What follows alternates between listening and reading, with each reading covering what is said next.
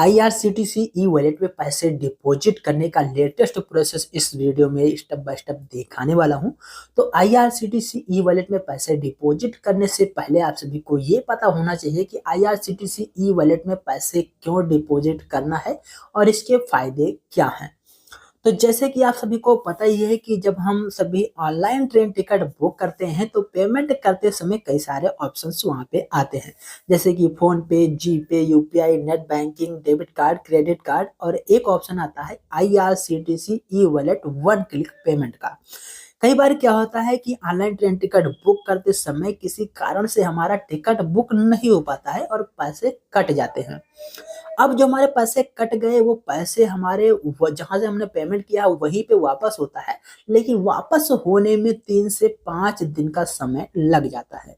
जिसके कारण से अगर हमें कोई दूसरा टिकट बुक करना है, मान लो पहला टिकट हमने बुक किया, पैसे कट गए, बुक नहीं हुआ, अब दूसरा तो बुक करना ही पड़ेगा। तो जब दूसरा हम बुक करने की कोशिश करते हैं तो फिर अलग से पेमेंट करना पड़ता है, जिससे हमारे डबल पैसे लग जाते हैं।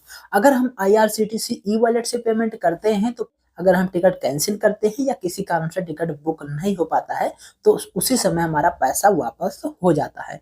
और दूसरा फायदा ये है कि अगर हम तत्काल कोटा का ट्रेन टिकट बुक करना चाहते हैं, कई बार क्या होता है कि हम सभी को नॉर्मल टिकट नहीं मिल पाता है या अचानक से कहीं जाना होता है तो तत्काल टिकट बुक करने की कोशिश करते हैं, तो तत्काल टिकट बुक नहीं हो पाता है। तत्काल टिकट बुक ना हो पाने का कारण यही होता है कि पेमेंट प्रोसेस में ज़्यादा समय लगता है और मिनटों में वो तत्काल कोटा का टिकट खत्म हो जाता है।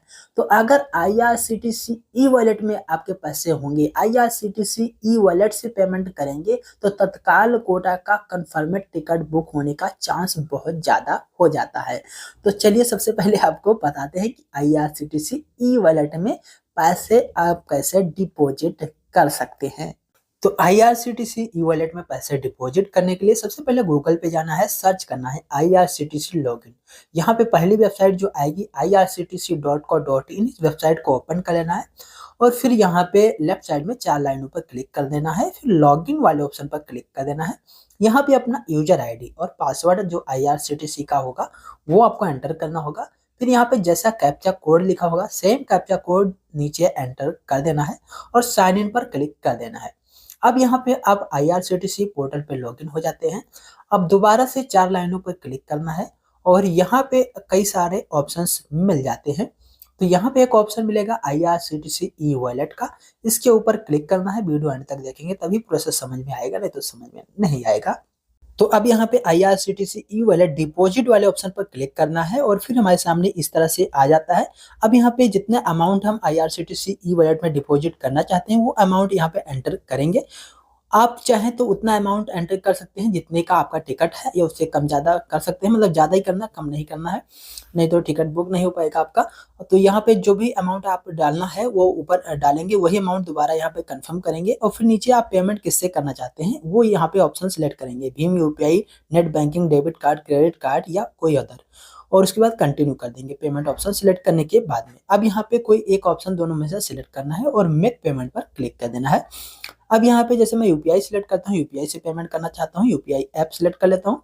हमारे यूपीआई ऐप पर ये रिक्वेस्ट भेज देता है, वहाँ से अपना पिन डालता हूँ, यहाँ पे कर देता हूँ यूपीआई ऐप ओपन करके और पेमेंट वहाँ से डन होते ही हम इस पेज पे आ जाएंगे और ये ऑटोमेटिक बैक कर देगा, बैक बटन नहीं दबाना है। बैक होते ही पेमेंट हमारा जो है वो सक्सेस हो जाएगा, हमारे स्क्रीन पर पेमेंट सक्सेस का मैसेज आ जाएगा इस तरह से।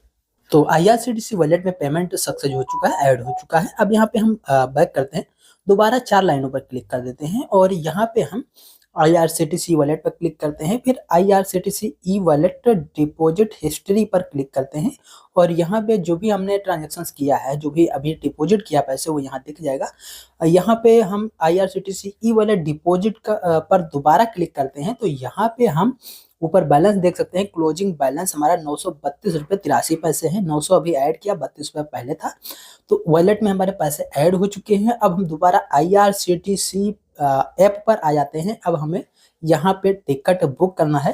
तो यहाँ पे IRCTC ऐप पर हम आ जाते हैं और अब एक पेमेंट करने का प्रोसेस दिखा देते हैं। एक तत्काल टिकट में बुक करना है और उससे हम IRCTC ई वॉलेट से पेमेंट करना चाहते हैं।